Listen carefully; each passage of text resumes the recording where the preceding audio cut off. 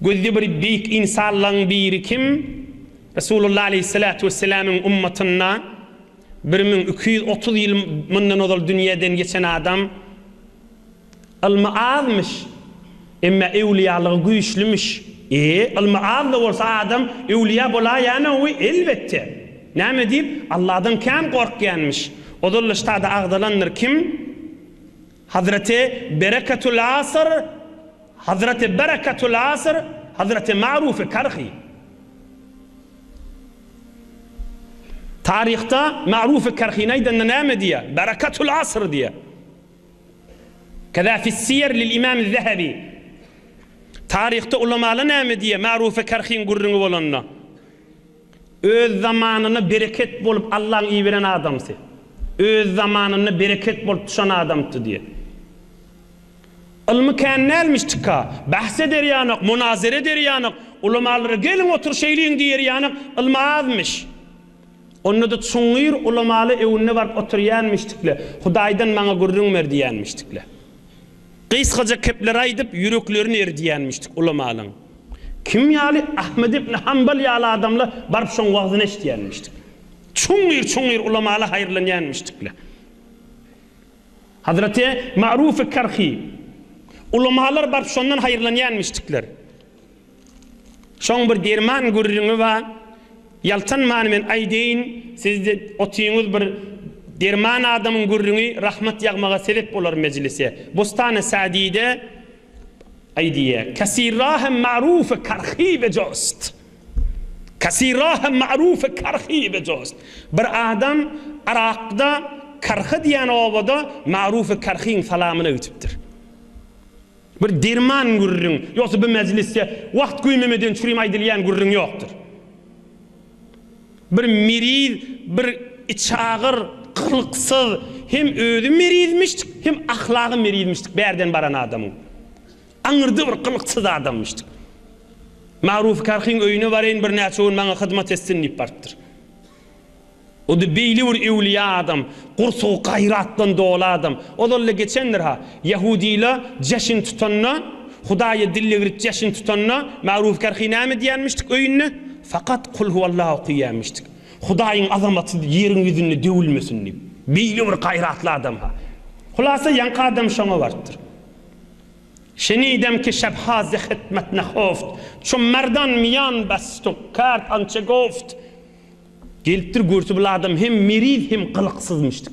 Tahtın üstüne yatırıptır. Yankı Hazreti Ma'ruf Karhi. Bilin kuşap ele yağın çermep su getirttir, çay getirttir, nahar getirttir. Bana hizmet etiverttir. Ola adamda hiç kıyıgriyen olmalı. Bana nehme verek, nehme ettik, mihman ha öyle. Bana kendi zahmet çıkıp giyeceğin bir yarına Ma'ruf Karhi Allah ondan razı ol. Huday onu cenneti firdevs ata etsin. Şu tahtın yanına uyku tutup irkiliptir de. Suhanhay munkar be ma'ruf goft. Ki yektem çera gafil az vey bekhoft. Hazreti Ma'ruf Karhi yatqaltır, yadattır da o yankı yatan adam qiyğırıp sevmeye dörttür. Siz ahun, siz evliya sarap, siz hizmet ediniz, giyecen yarınna. Siz yönü atsınız, siz zadınız yoktur, hizmetin uğrun bilyen nersiniz, ağzına gelen paçavlap söğürttür. Ma'rufun ödeyinna.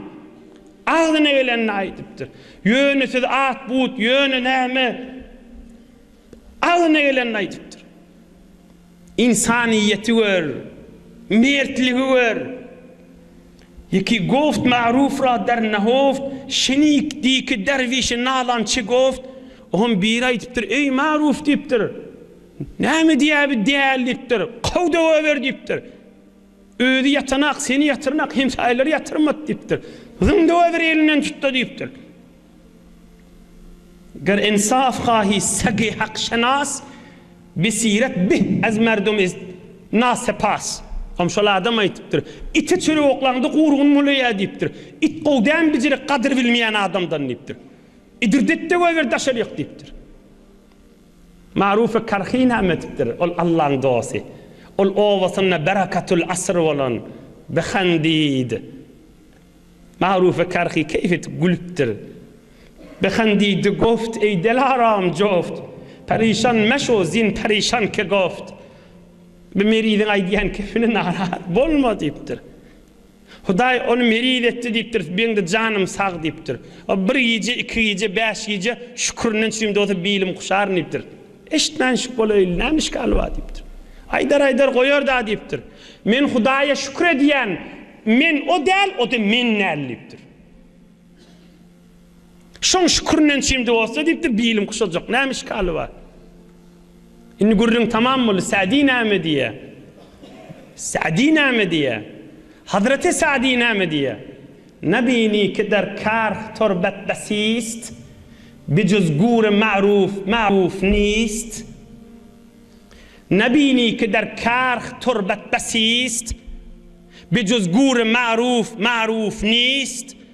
İnni sana maňa dersäýdi ya Hazreti Sa'di. Karh diýen bilýänsiň Araqda bir şähriň aty diýipdir. Qumkan deyipdir şatada. Emma hiç qum agzalanak fakat marufun qabr maruf deyipdir. Başga da tanılanak deyipdir. 1200 yıl olupdur şol adamyň dünýeden geçende. 1230 ýylla bolup barýar. Häzirde maruf da şo atda marufmyşdyk. Maruf-ı karhi. Inni bu gurrun näme gerek şu meclisiň içine? Bu adamlaryň bigat edipleri ýokarda, bigat jamiaň içinde İçtimai yaşamak deyip bana diysen ay, temettün deyip bana isen ay, medeniyet edip yaşap duruşunu özde adamlar bilen, edip ovani adamlar bilen uğurduş gidip saklap duruşunu özde, cami şinaslığını aytacak mı, adem şinaslığını aytacak mı, edibini aytacak mı, gayratını aytacak mı, tarihte yalfalaşını aytacak mı, bizim şuurun näme gerek? O bir adama awul kefay edipdi, söwüpdi, şoňa hyzmat edýärdi. Inni gel öz ilüniň içine. Äri, heleyi, dogony, enatasy ogul gydy. Edin ýagşylygyny aýdyp duqa, maňa minnet etme diýip aýdylýardy. Haýsy edip bolmaly be? Bila ýamanlygyny aýdyp duqa, oňa hyzmat edýärdi. Aglyna gelen söwüp duqa, ol hyzmat edýärdi. Emma şmal bir erheleyni ya heley erine bigat zahmetlerine aýdýarda wazifaň diýe näme minnet edýärdiň maňa diýe. İslamda ýokdur bu gurrun beýdimellerdir. Teşekkür etmeli. Aýdýanyňa dogry diýmeli, başaramak da bagşla da diýmeli, bir zat aýdmaly şoňa. Dogrydyr diýmeli, ýerine ýetip teşekkür etip bilmeýän diýmeli. İnşallah haýır doga ederim sen hakynda diýmeli. Ýene aýdýan bu gurrunlar hamana sen ya bir gelin bu gurrunlar eşdiýär Pakir öýün dogurulacak bolýa. Hudaý kuwat bersin, bir hamany şuurryň eşitip jany bilen dogurulajakdan, dinanasy dogurulanjakdan, şu öňkü gurulan terbiyeti bilen gitjekden dert ştaý. Ýoksa bir heley ýaňdaýdandyr, bir heley ikisi narahat bolsa şu öýüň narahatysyna, şuurryňde eşiteli elbetde öýe bereket gelir. Ha şeyle olmalı, bizire olmalı deyip bir toğır zatları öldür der salar. Emme dert ştaýy hamany zinany jany bilen doguruljakdan ha. Qılıktan çıkacak gadin, öňkü qılıksızlyk bilen gitjekden ha. Hudaý kuwat bersin şu dinana. Hudaý şoňa ýüregini giň etsin. Taýyn güni kanna, günne wada başynda azaket. Ya doguruljakdan zinany dogurulacak gadin ha. Haçara çeli sabretip gezmeli onu. Hudaý kuwat bersin şolara. Ne qaynany, ne qaynata, ne dogullarda hiç kimde şoňa Allah kuwat beren akda. Ya şu gelilleri, ya şu erki adamlara. Ay gayrat etsen şu men oğlum saklatdyň, men dogonum saklatdyň diýip şu zenanlara bir adam teşekkür etmeli la. Ya şu dogonuna geliniň enatasy teşekkür etmeli la. Körekönni gyýdym saklaýan näme diýen diýip ýok zatda da ýokda. Hudaý kuwat bersin şu öýlere. Ýüreklerini Hudaý giň etsin.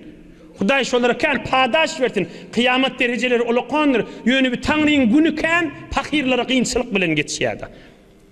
Allah Taala inni ýene aýdýan bu gurrunlar oglanyň şoga terbiýet berilip da ograsa ilwin jamia abat bolar. Hudaý Taala ýaşaýyşyňyzy bereketden doly etsin.